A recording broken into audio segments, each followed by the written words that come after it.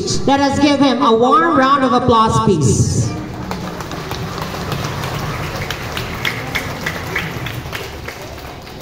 Sa among school division superintendent Sir Renante S. Solitario, Seso 6. Sa among magtikong district supervisor Dr. Alejandro G.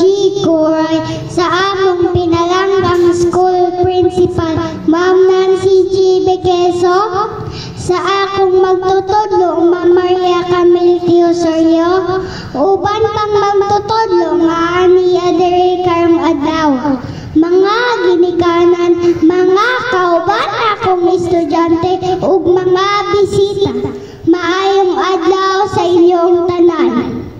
Dako kaayo ang akong kalipay tungod kay kamo nakatambong sa among mugiang up ceremony nga adunay mga kabataang Pilipino para sa matatag na kinabukasan ng bagong Pilipinas.